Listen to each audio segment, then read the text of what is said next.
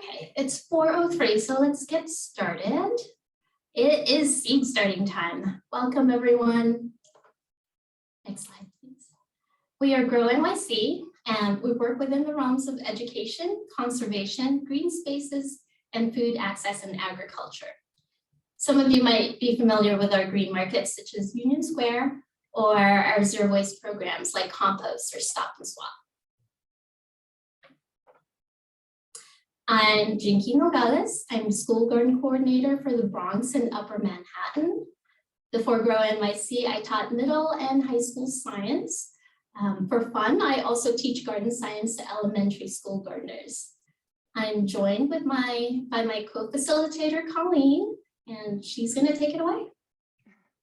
Hi everyone, I'm Colleen Graves. I'm the school gardens coordinator for Queens and Staten Island. I'm also a school gardener in my free time at my children's school. And in my past, before school gardening, I'm a landscape designer specializing in park and playground design. Great. We have our third garden coordinator and our school garden manager for Brooklyn and Lower Manhattan, Laura, and she will be manning the chat. And lastly, we have Sophia, who's moonlighting as our tech person today. Usually she's our nutrition ed coordinator. Please submit your questions in the Q&A section instead of the chat. It's a lot easier for us to get to your questions than scrolling through the chat. We are recording this workshop and you will receive the recording along with a follow-up email. You can also find that recording along with other resources on our webpage, grownyceducation.org.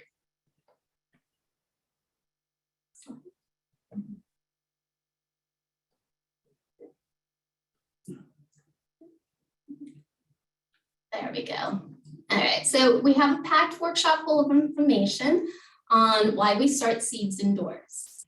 We'll give you the supplies that you'll need, some basics of seed starting, the types of grow lights and stands you might use, hardening and transplanting of the seedlings, and working with students to start your seedlings if you're in a school setting.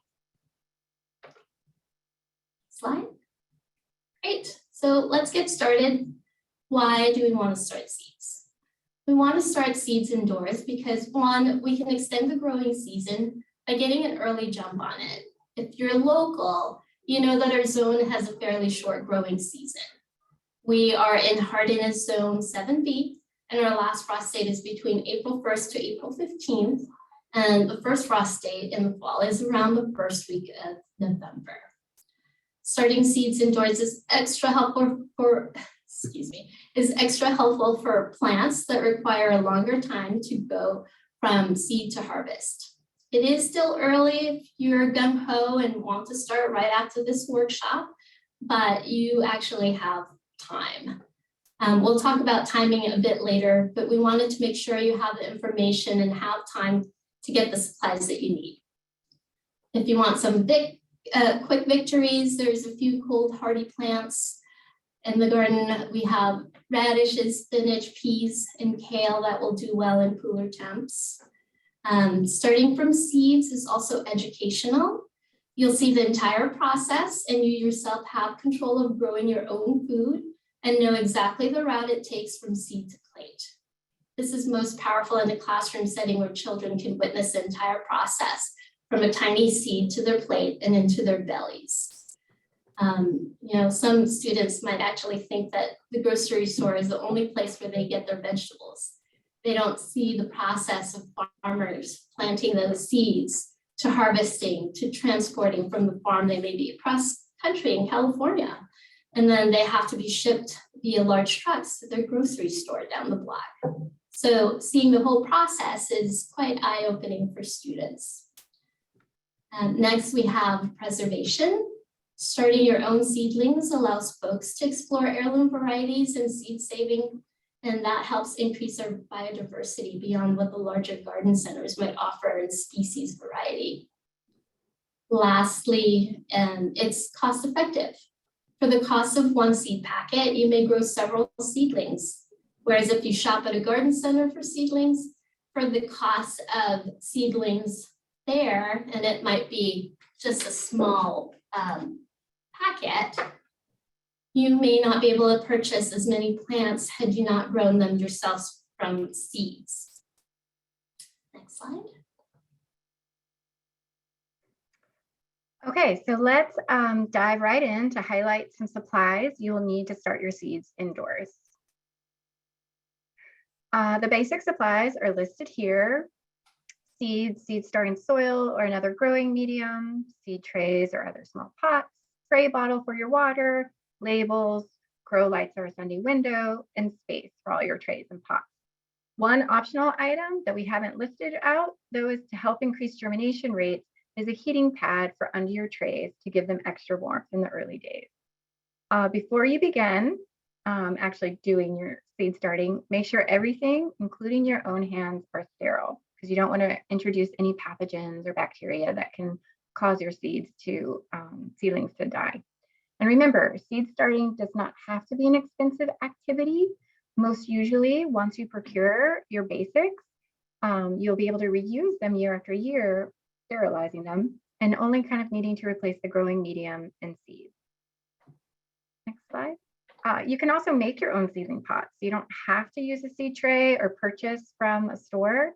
Trays are super helpful if you're growing a lot of seeds, but you can also upcycle other vessels that you might have lying around, or if you're working with students, you can have them bring in containers from home.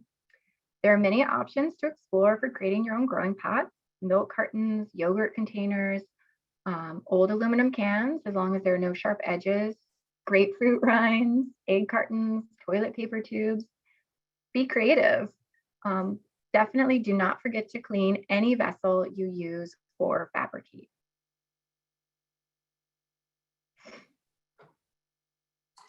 So now that you have your seeds and your supplies, let's look into the process.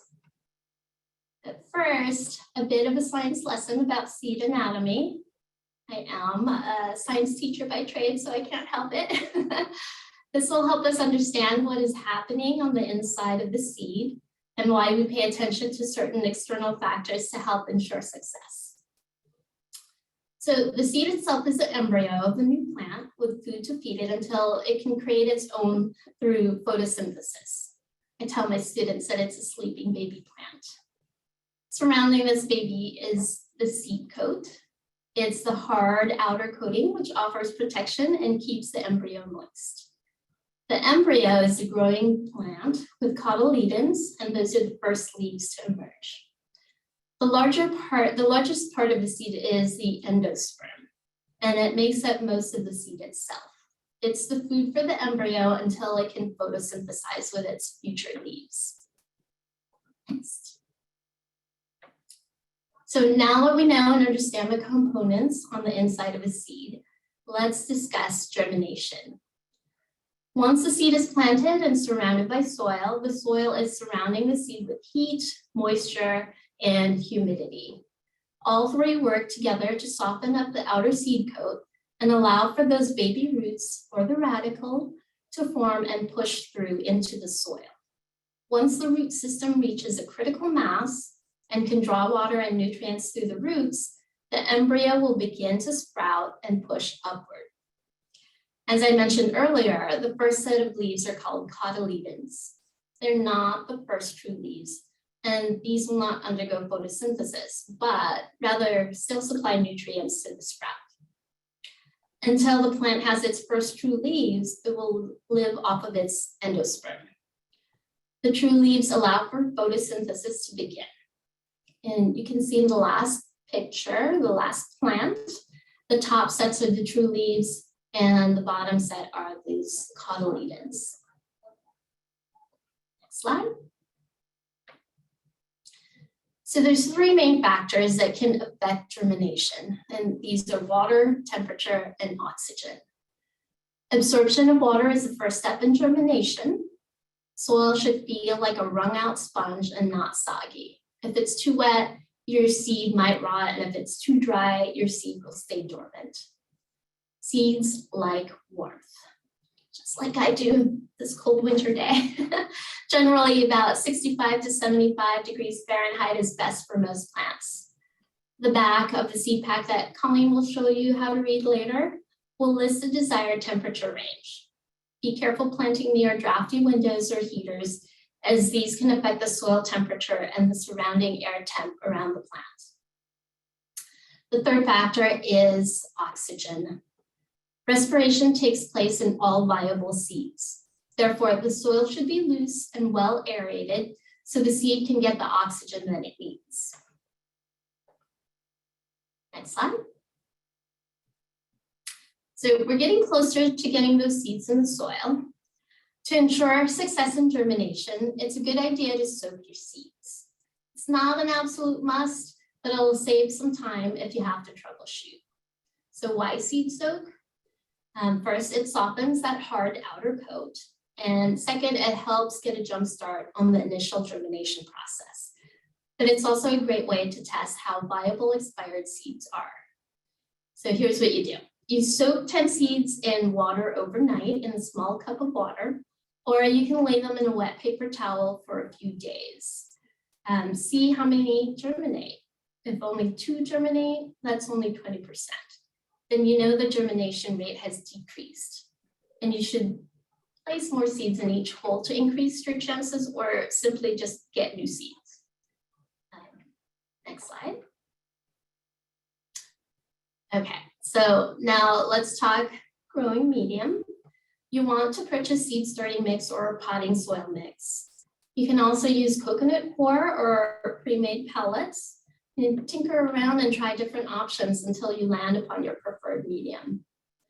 You never want to use outdoor soil, especially here in New York City.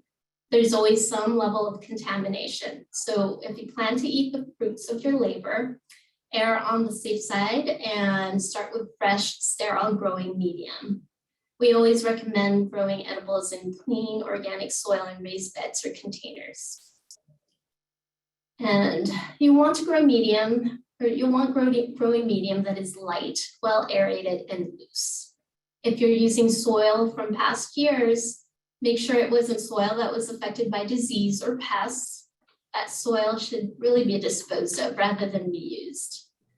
Same with weeds. They shouldn't go into your compost pile because the seeds will survive the decomposition and will populate your seed starting mix. You want to sterilize and reuse any reused soil.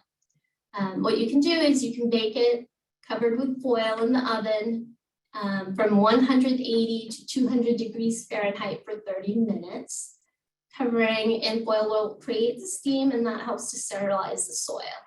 If it's too hot, so that's above 200 degrees, or if you go more than 30 minutes, you might release toxins in the soil. So keep it between 180 to 200 for about 30 minutes. Any garden supply centers sell the seed starting mixes, but if you'd like to make your own, organicgardening.com suggests the recipe that's on the slide there. You want 4 parts of screen compost, 1 part of perlite. Perlite is naturally occurring, it's volcanic glass, and it has a high water content, and it's used for aeration. You want 1 part of vermiculite. That's a mineral used to retain moisture, and 2 parts coconut coir.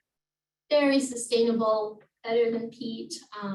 It's made of shredded coconut shells, which is a byproduct after using the coconut meat and water.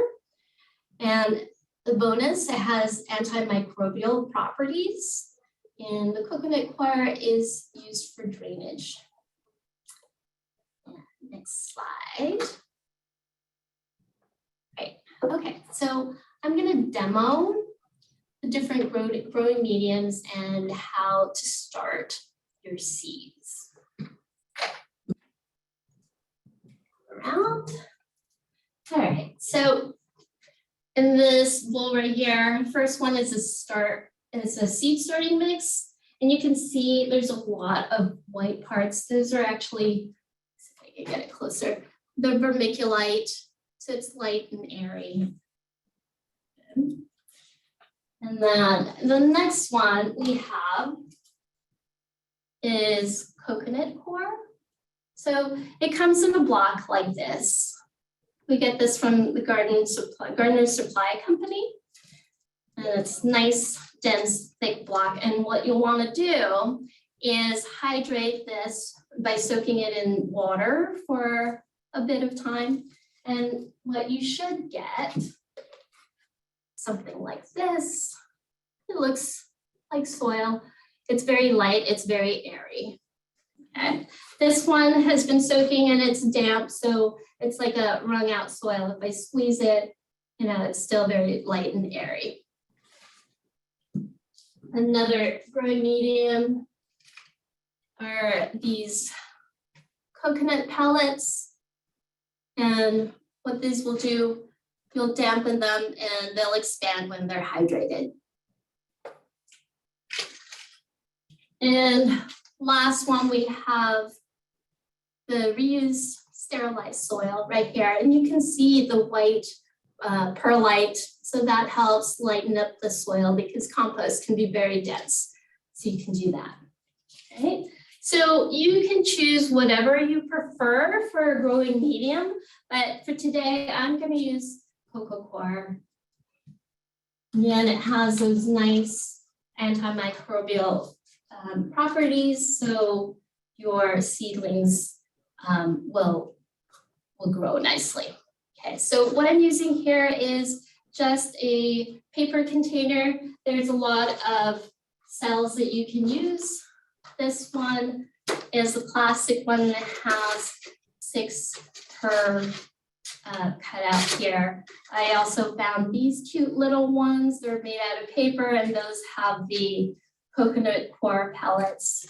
So whatever you prefer, whatever is convenient. Again, the growing the tray so that it holds your containers and cells. So what you want to do is take your medium and just fill your container, again, using sterile hands. I promise you, I wash my hands so they're sterile. And you want to fill your container almost to the top.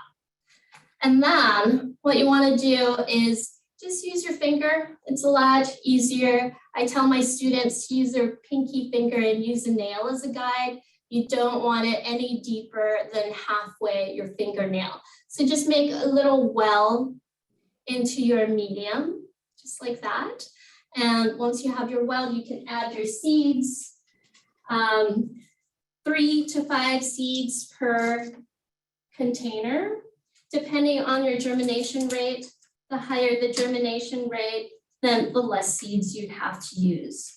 Good number is 3. I like lucky number 3. I get my seeds out here. All right. So, yeah,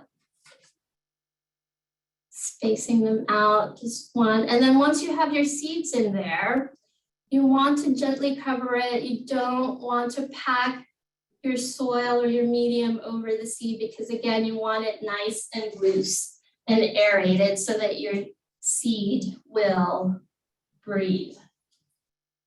And then the Coco Coir is damp already, but I like to give it a little spritz with my water bottle so that the seed has a chance to dampen in there. And once you have your trays and your cells filled, you can put it in the well and cover it so that your seeds will stay nice and warm and moist. You always want to keep an eye on the dampness of your soil. You don't want it to dry out. Great.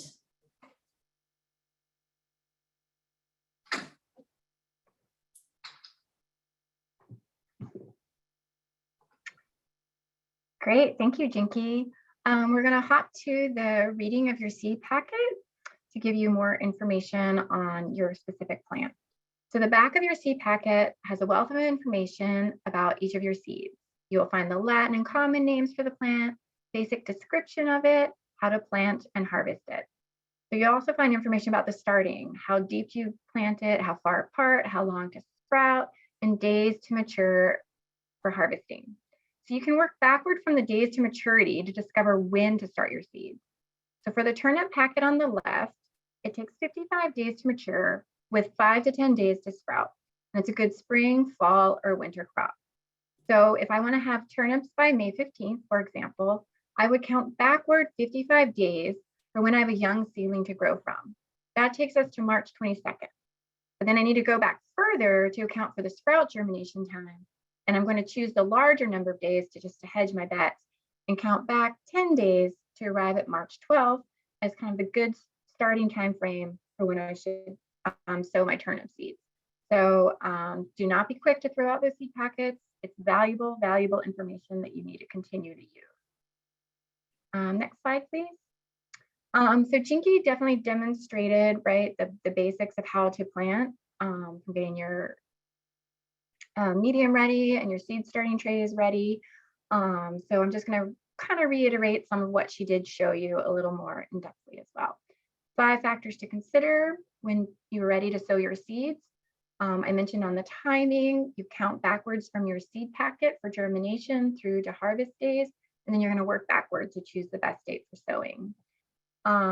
Again, you want to water it a tiny bit before planting, or if you're using damp coconut coir, that's also okay. But to reiterate, it needs to feel like a wrung out sponge before you plant. Water is obviously crucial, but too much can be detrimental, and you don't want to flood your pot or your tray. Again, the depths, these seeds are small, so you don't want to go too far down. And the seed packet will tell you definitely how deep to go, or you can use the guide Jinky said of your pinky finger and the fingernail on that halfway through.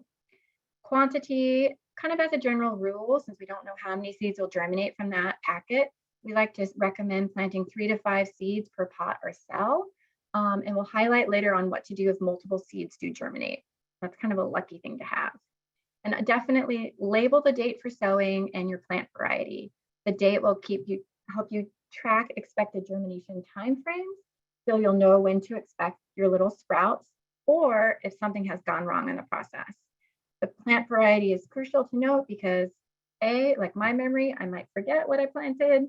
And then also if you're using multiple varieties in one seed tray, it's going to be hard to distinguish the baby sprouts from each other once they begin to grow.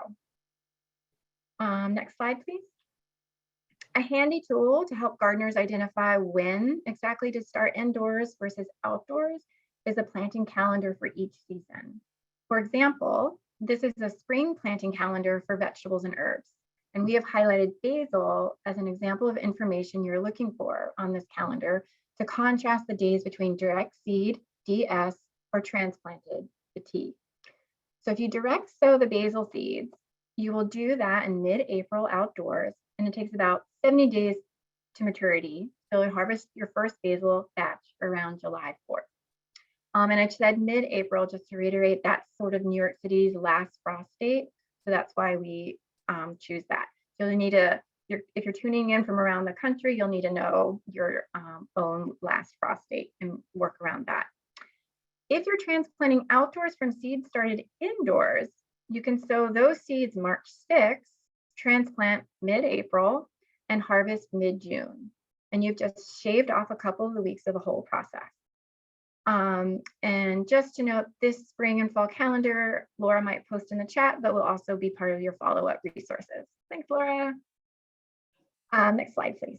Okay, so you might have questions on, is it better to start a seed indoors and transplant versus directly sowing outdoors?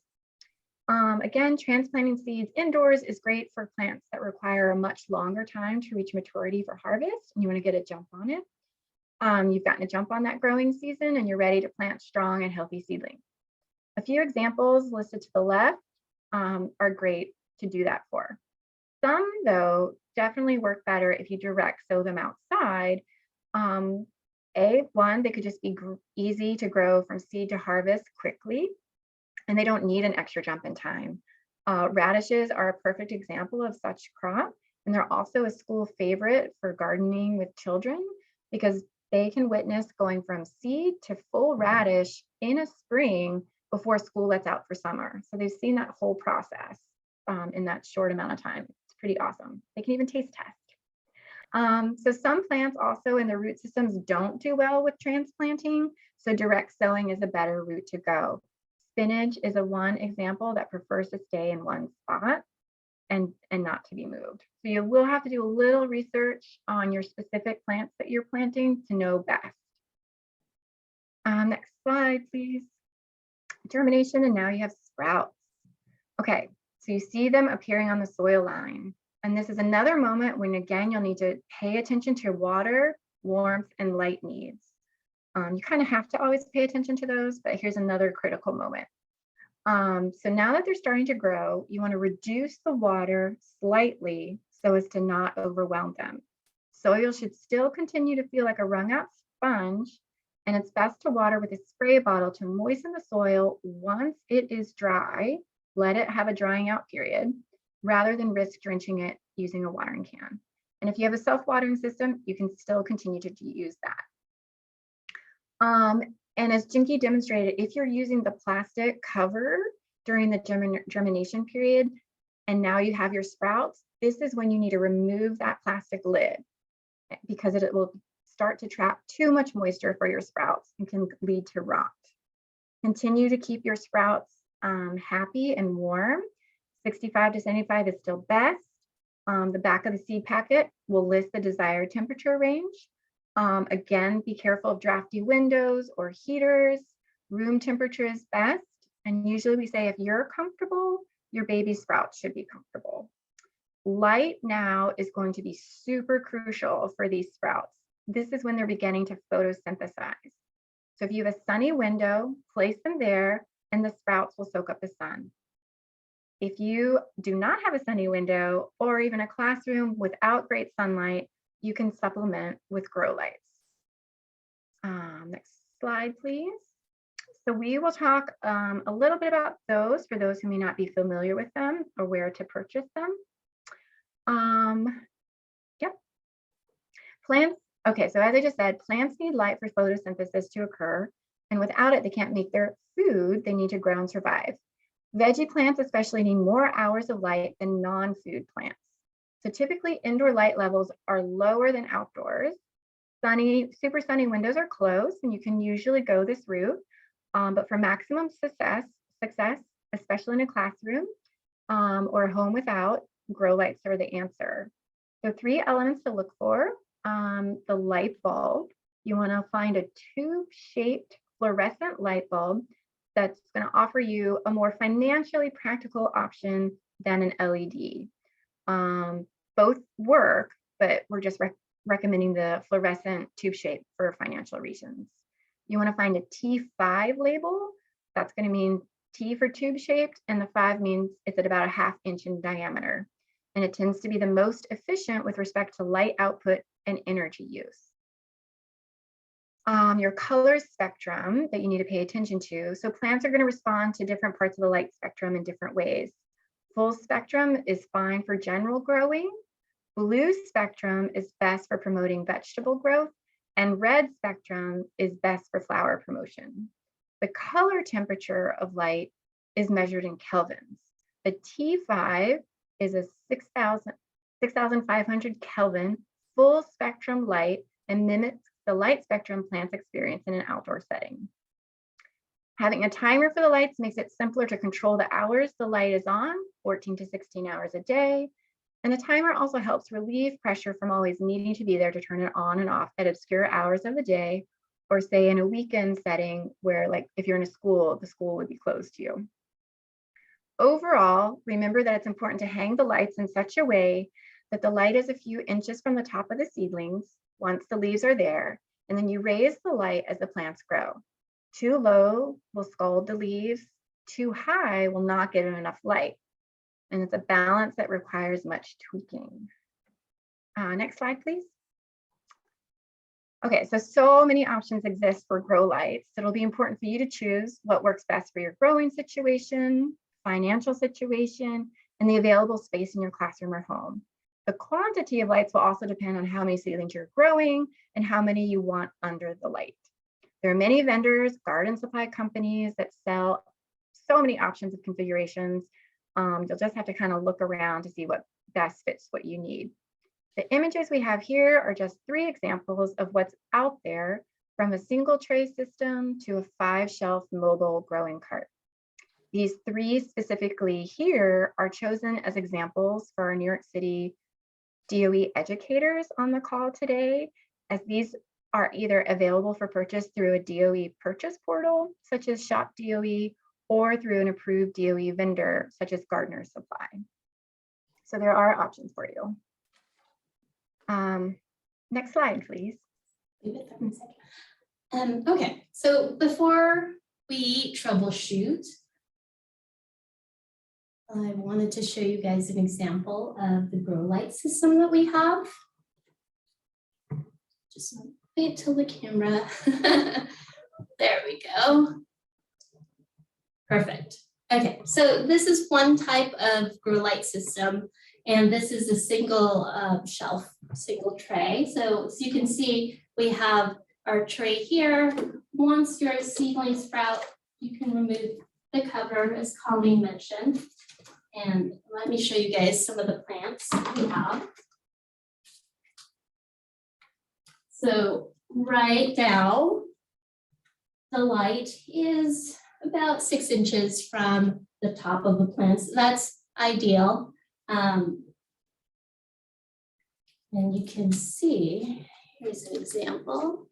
So we've got the labels, of course, these are radish plants, and I planted more seeds here just to make sure that I have at least one sprouting, and they did really well. Okay. Okay. So troubleshooting. Let's move on to the next slide there. Oh no, actually, yeah. So troubleshooting. You want to look at your seedling, and you want to make sure that there's enough moisture. Don't know if you guys can tell on this one. So this is my basil plant, and as you can tell, there's more seedlings than I would want. They are competing for nutrients in the soil. So I'll show you what to do for these. But you can see that there's some leaves here that are dried out. That's because it got too close to the grow lamp. So that happens. Raise your grow lamp up. These are nice because they are adjustable. Great. So let's move on to troubleshooting.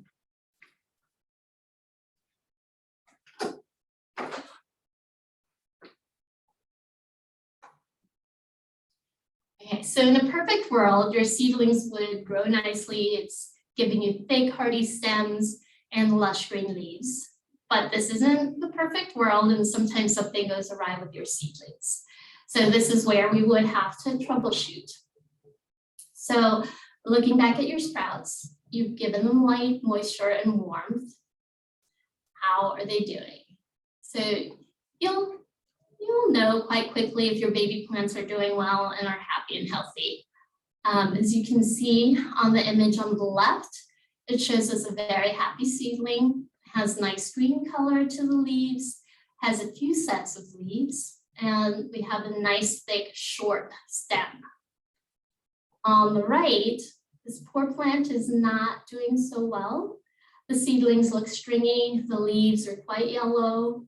The plant is etiolated, which means it's growing and reaching for the light because it's not getting enough light.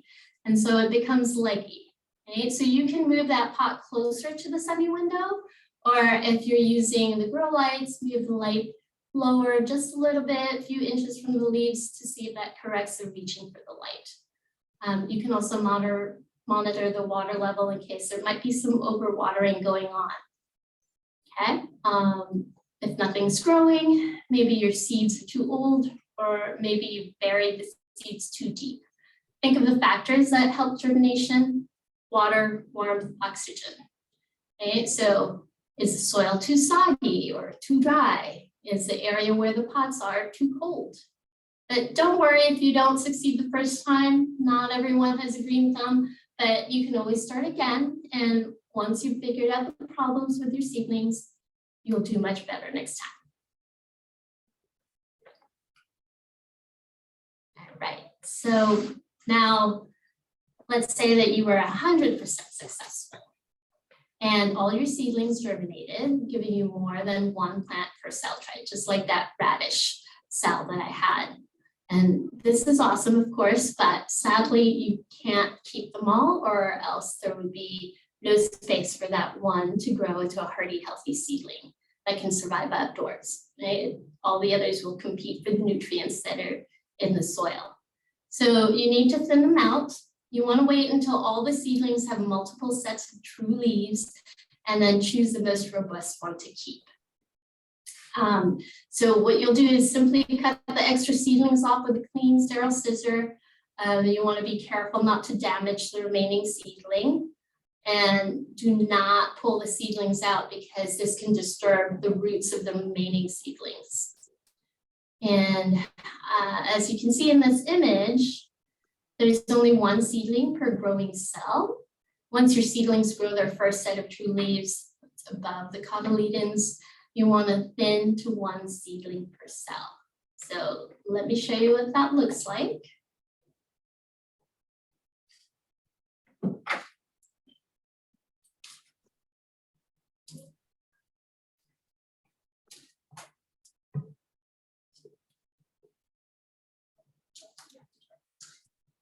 My radishes aren't quite ready yet. They haven't gotten their true leaves, but this basil plant, as you can see, is overgrown, so it definitely needs to be trimmed. You want to look at the plant itself. It's looking a little sad, but once we trim out, maybe that one strong one will grow nice and strong. So look at your soil line. Let's look at the stems along that.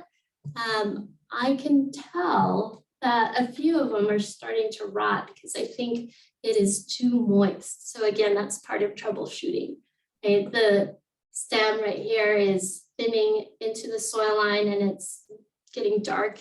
So what I would want to do is take my sterile scissors and just cut where the soil line is the stem there, and just snip it off. So you can save this for your salad later, make pesto if you like. So you want to thin them out until you get just one strong plant. And just like that. All right, let's move on because we want to have enough time for questions.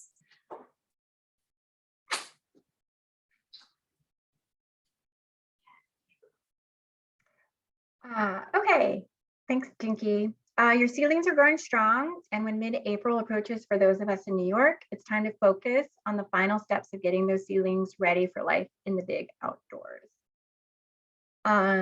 Hardening, before you can directly transplant outdoors, you need to take them through hardening, which is a process to ensure success when the seedlings, it's a process of acclimating your seedlings to the rigors of the outside world and takes about 1 to 2 weeks. That's not a firm timeline, so you need to tweak as necessary and observe how your seedlings are doing. The process, pet your plants. Gently stroke them as this simulates the wind and encourages plants to build stronger cell walls. You can also turn on a gentle fan for a couple hours a day, but make sure the fan is not drying out the soil surface. You take them out for recess. On good weather days, you leave seedlings outdoors or at an open window for a few hours a day to acclimate. Start with your days above 45 degrees Fahrenheit, not too windy, not too sunny. You continue to reduce the water just slightly as a way to mimic outdoor conditions, as they may not get perfect amounts of water each day once outside. And if you're working with students, hardening is a great activity to include them on.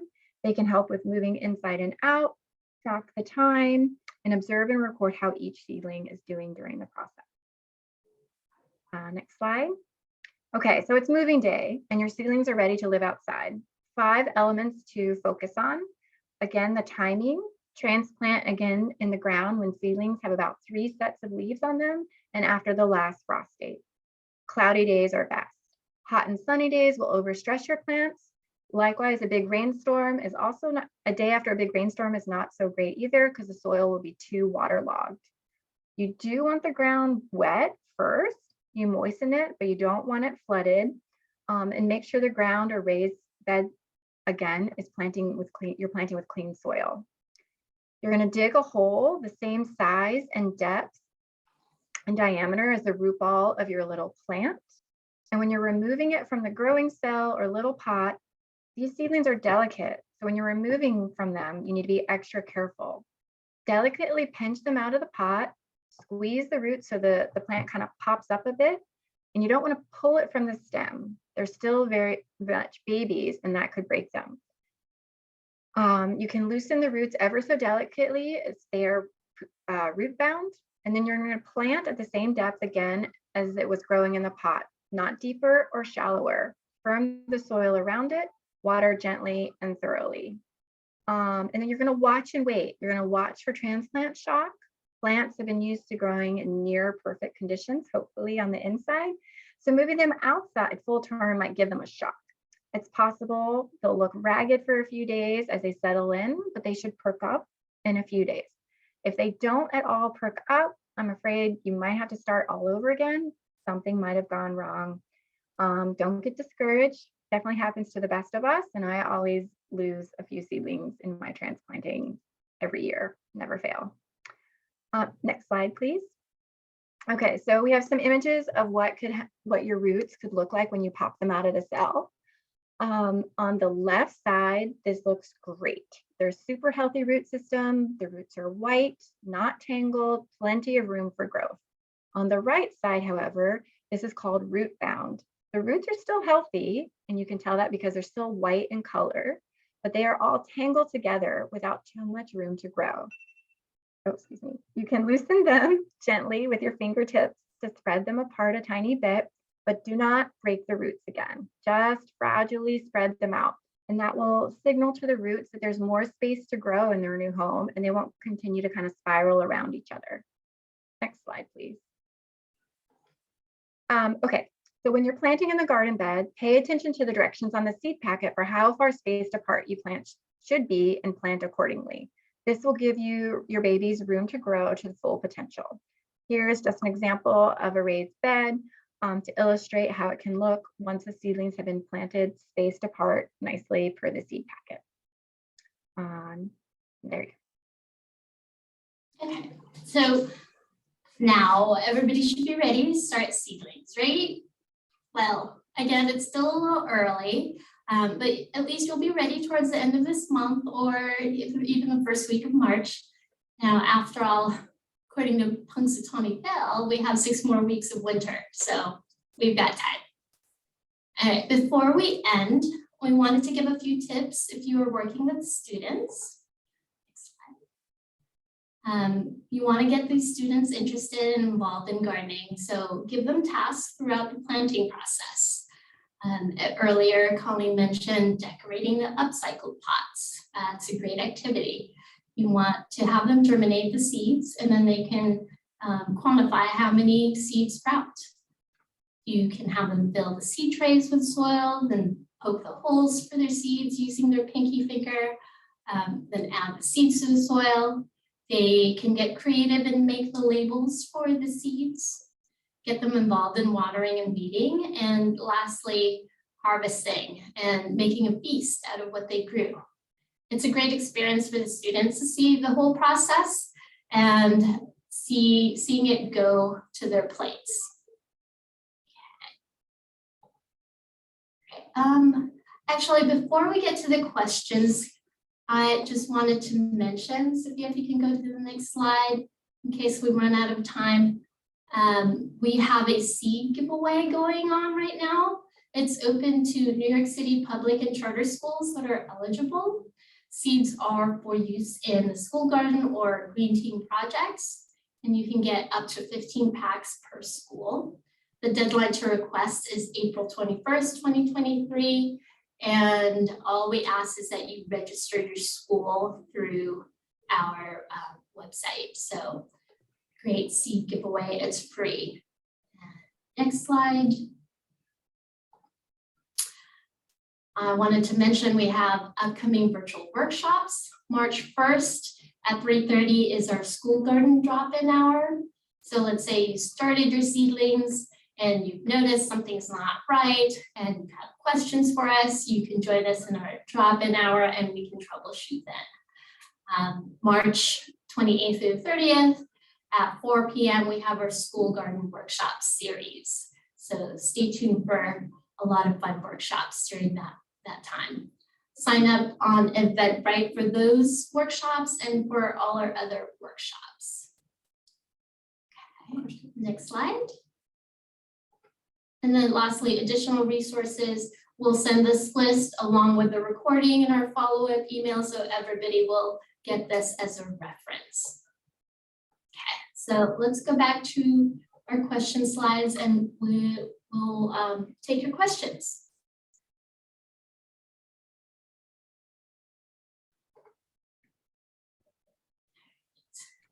Let's see what we have. Jinky, I do know there were a couple about the recipe that you asked, that you highlighted. And now it's organicgardening.com. There was one about the screened compost. So there are a couple about that. Sort of what is screened compost? And what's your recommendation for the size of it? A 1/4 inch, a 1/2 inch of screening, hardware cloth. I know you have made a screen for sifting compost with students. Do you have some tips you would like to? So if you have the 3-bin composting, you want to screen your compost to remove any of the bigger pieces. You want to, as close to the texture of soil, you want your compost to be about that. 1/4 inch screen through the holes would be perfect. So screening it just removes the bigger pieces. Do you have a preference on size of hardware cloth? Hardware cloth? When you're making like a screen. For the screen? Yeah, about 1/4 inch in diameter for the holes. Yeah, that'll give you a finer compost in texture. So 1/4 inch. Yeah, and you shake it when you're screening it, just for folks who may not be aware of that. You're putting some of your unsifted compost on top of your screen, and then you're kind of shaking it back and forth and catching it in a container underneath. So again, the loose fine stuff sifts through and your chunkier bits stay on the screen cloth, and that's what you do not want to plant in. You want to plant in the filtered through stuff. Yes, that's what Gloria says. Yeah. So don't push it through and just shake it. Yes. Thank you, Gloria. And then going back again to that recipe, someone specifically had a question about perlite and vermiculite, sort of again the difference. And they're specifically asking, don't both provide aeration? So do you want to touch upon the specifics of what each is doing? Remember? Okay. Let me find that slide. Okay. So the perlite it's natural, it's volcanic glass, okay? And it has a high water content, so it helps retain some of that water. And since it's very light, it makes your soil lighter, because soil can be very dense and heavy. So you want to make sure that it's aerated, again, getting that oxygen so that your seed can breathe, right? So perlite is naturally occurring, it's volcanic glass. Vermiculite, it's a mineral, and that is used to retain more moisture into your soil so that it just doesn't go through. Okay? Coconut coir is the opposite, where it's great for drainage, so the water will just run through once it's soaked up enough moisture. Awesome. And then maybe one more question on the seed starting recipe. Are there proportions based on volume or weight? That's a great question. I assumed it was by volume, like 4 cups screen compost to 1 cup of perlite. But organicgardening.com has more information on that. So, yeah. Awesome. We have a question about, they had heard there was an issue with salt with coconut coir and whether that's something to be concerned about.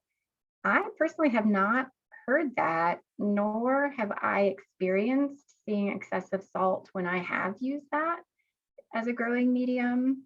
I don't know if any of the other, my compatriots as panelists have experienced a salt issue. I have not had issues with that, but you're right, you do want to keep track of the salt content. Yeah, just keeping a close eye on your seedlings, and you can tell right away if something is not right. So Yeah. Usually. Okay. Great. Another question about can't you kill off weed seeds by placing compost in a plastic bag and leaving it in the sun to bake for a week or two? I believe that is correct. I know at the same point, I always feel whenever I use compost, I still have weeds pop up. So, but technically, if your compost is getting hot enough, it should be killing the weed seeds. I don't know if Jinky, you have other thoughts to add on that one? I have taken the temperature of our composting, and the hottest I've seen is about 140. So still not quite hot enough. You want it at least 180 degrees. So yeah, that's why it probably doesn't get killed in the decomposition process, and you'll still end up with weeds.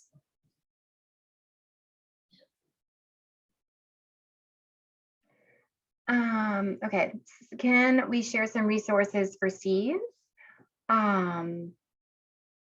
There's definitely lots of resources out there for seeds. Certainly if you're a New York City teacher, public and charter, you can request some free seeds from us now. There's a Seed Savers Exchange that offers seeds. There's Hudson Valley Seed Company. I mean, I feel like the list is endless. So I don't know if there's a specific seed you're going after that we could help you with. I don't know.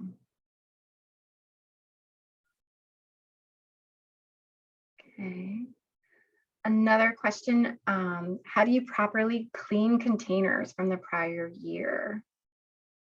That's a great question. I'm a big proponent of reusing things. For the plastic ones, I like to do a little soak a few minutes in bleach water. I think it's, what's the ratio? Quarter cup to a gallon, something like that. Mm-hmm. And then soak it in that, and then make sure you rinse it really well and dry the containers before you add your soil and your seeds. Yes. Great questions. Yeah. Okay, there were a few questions about if you have legginess in your sprouts, how to avoid it if you don't have the grow lights, but you are using a sunny window. And then also, what do you do if you do get leggy sprouts? I always have leggy sprouts. I will admit that freely. I have never not had a leggy sprout. Yeah, same here, even with the grow lamp. So, I mean, it's possible. I think maybe helping to get the stems a little bit hardier. You mentioned earlier putting a fan on it, and that helps stimulate the plant, and it stimulates movement. So it helps it become sturdier. So that might be helpful. Another idea that someone had told me, if you have your trays like this and it's sitting on under the grow lamp, you can wrap with foil, so that helps have the reflection from the grow lamp, and then you'll have the whole tray surrounded by light. So that's one way that you can try. Yeah, there sometimes when you start them indoor, there's just no Mhm. way around it. Yeah. I always try the trick too of rotating my little trays or my pots. So hopefully everyone gets as close to the sun window as possible. I would love to know the answer personally. Yes. Okay. But, you know, what I've had it happen, but when I harden it to transplant, they do well once they're transplanted. So don't worry too much about it. That is so true. Yeah. And question, do we have suggestions or opinions about winter sowing? In effect, placing seeds in an outdoors covered container with drain holes and allowing nature to decide to germinate or not germinate. My only opinion would be to wait till the last frost date. You don't want your soil to freeze out there, but I think that's a worthy experiment for sure and see what happens. Yeah, I don't know. Okay, we have 1 more minute to go. I see there seems to be a lot of questions. If we don't get to all of them, please email us at, Sophia will give you the site here, schoolgardens@grownyc.org. Email us. We'll be happy to answer them. And then we'll try and answer some of them in our follow-up questions as well. Okay, so. Yeah. Great. Here's one more. This school doesn't have an indoor option, but they are curious how can they do sowing early season seeds outdoors under cover. So the cold frames is the first suggestion that comes to my mind. It's not as big as a greenhouse or anything. It's a small little wooden frame, usually with a glass top.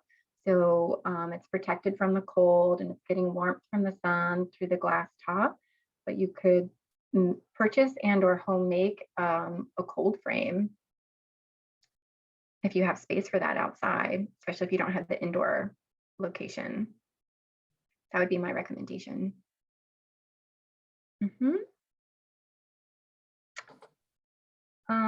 And at what point do you transfer a seedling from the starting tray to a larger pot before putting them outdoors?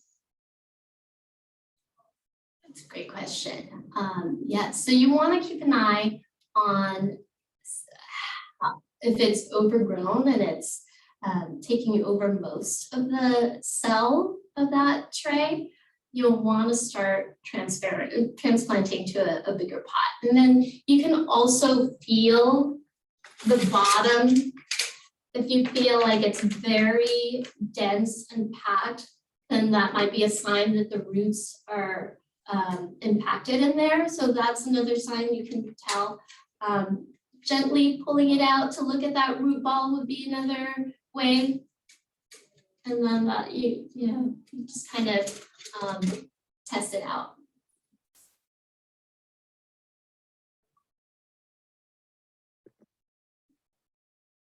Okay. We have more questions, Colleen? We're sifting through the Q&A. Yeah, I am answering it. There is the question, if you have requested seeds from us, please know we've gotten a great response. We're working through all of them. And we're also working through registrations. So please check your emails because I might have written to you if your email, your school registration is out of date with us and needs to be brought up, as well as we've had a few schools double requests from 2 different people in the school building. So please check your email specifically from me, Colleen Graves, if you've requested, and we will start actually mailing out this week, I believe, now that we have a good chunk to get out the door, but we are working through and organizing all of that, ready to go. So please be patient, you'll get them. And it looks like we have a few participants raising their hands. We'll take a couple more questions and then we'll end it. Rita.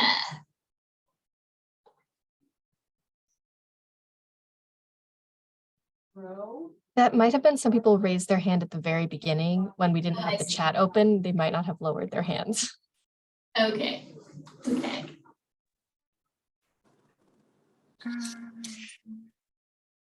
Hello, Rita, how are you?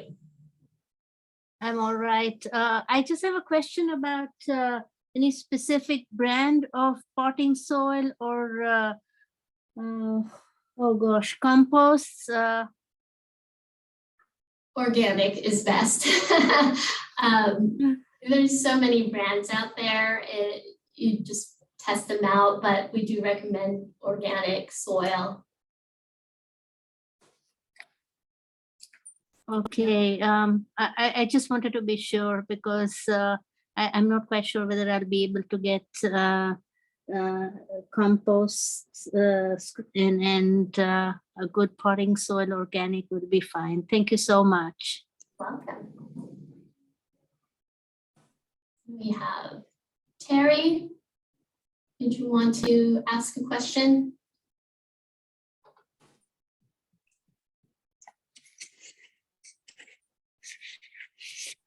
Hello? Hi, Hello? Terry. How Hi, I can't believe you answered. I'm cleaning my glove compartment and just found some milkweed seeds I didn't know I had. So anyway, I have a small, probably 6x6 greenhouse, just off Costco, a little walk-in with shelves on either side. I was wondering at what point, it's on my covered back porch, can I take my seedlings and put them out into that so that they can mature before I plant them and then have more room for starting indoors. I think everybody's limited on space. Right. And that greenhouse isn't heated at all, right? No, it's not, but it is protected from, we don't have frost here. I'm in Central Coast, California. Oh. And so, yeah, so we have, it's 9B and we have, I think, stuff is still growing through the winter, but anyway, I wondered about that because I have a lot more room out there. Right. I would say I know that it's been getting down to the 50s. So I think the safe temperature to bring them out would be like 55 degrees. To put them outside the house into the greenhouse. Into the greenhouse. Yeah, as long as it's in the greenhouse, it's protected. 55 degrees should be okay. It also depends on the plant that you're growing. Certain plants like cold or cold tolerant, like spinach. Right. Yeah. So it depends on the plant. Okay, I do a lot of arrow gardening, so I also have them sprouting in those. Okay. I have a lot of squashes and peppers and tomatoes is what I'm starting right now. Got it. Sounds So amazing. what I put, what I had most success with last year, I had them down below in the yard and I took a clay pot and put candles in it and then put a clay saucer over the top of that. And it made a wonderful chimenea, but I think it made it too hot in there. So, would grow lights be necessary? If it's outdoors, Yes. if it's getting light, then you wouldn't need the grow lights outside. Okay, great. That's what I was wondering because I don't want to invest in more. Okay. Well, thank you so much for your time. I really appreciate this seminar. It's answered a lot of questions for an old beginner. I am composting and everything though. That's great. Thank you for joining us. Well, thank you. All righty. All right. Bye-bye. Bye-bye. We have Stephanie. Hi, Stephanie. She's one of our New York teachers. Let me unmute.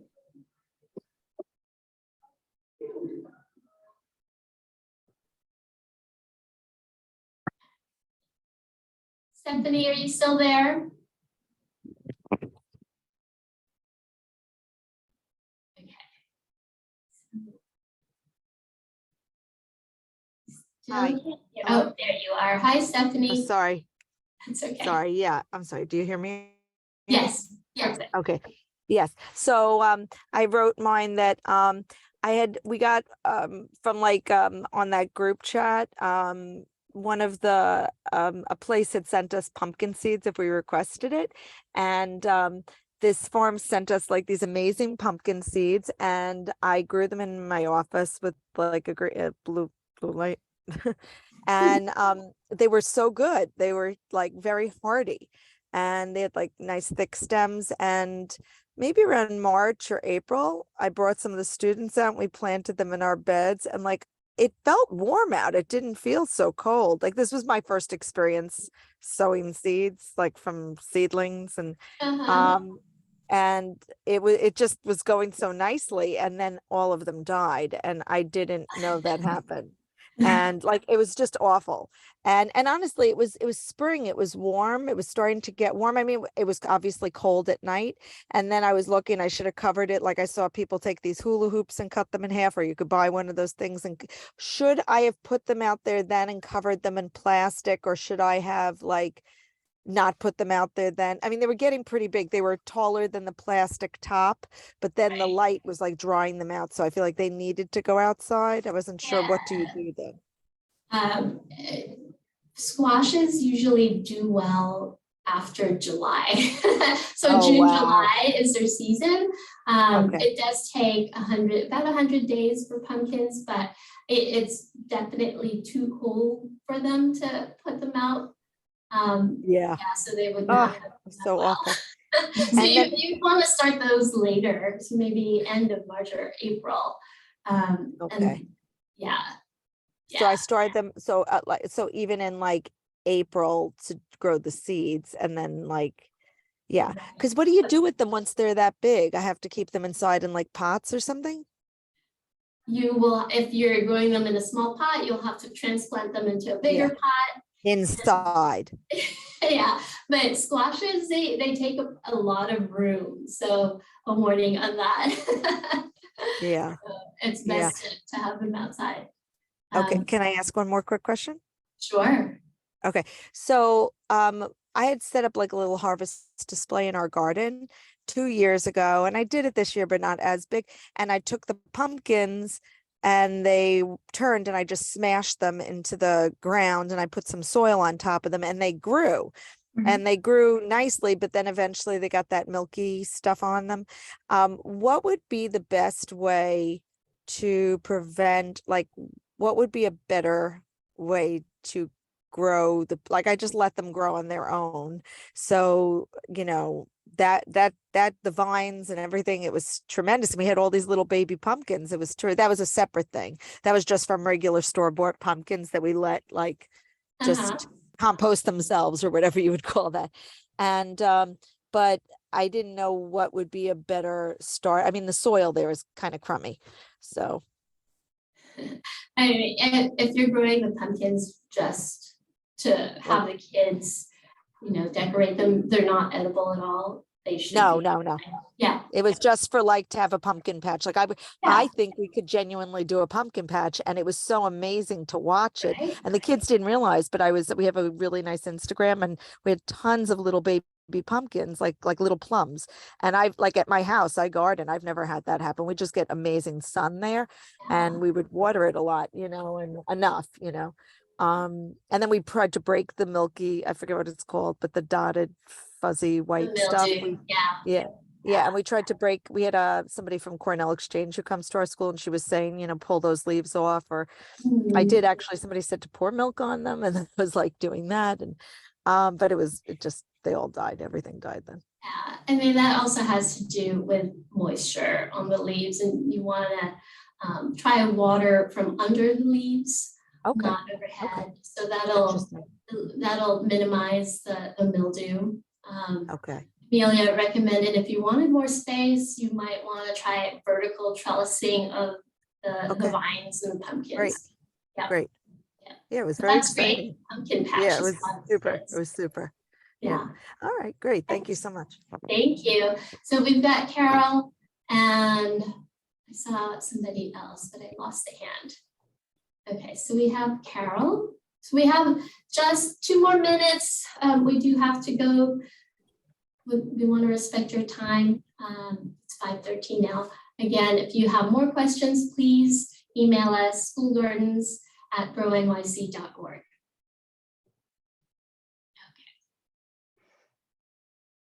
Carol, are you still there? I Okay, hi Carol, how are you? I'm good, thank you. Unfortunately, I turned in late. And so I was wondering if there was a way that I would be able to watch the entire show. And I got a message back that you would email me Yes, the program. we recorded and- the whole thing. Everybody that signed up on Eventbrite will get the follow-up and the recording. That's wonderful. Thank you so much. Welcome. All right, let's see. I think that was all. Okay. Again, thank you, everybody. It's been wonderful, and we will send you this recording in a follow-up email along with the resources, and have a great evening. Yep. Thank you all.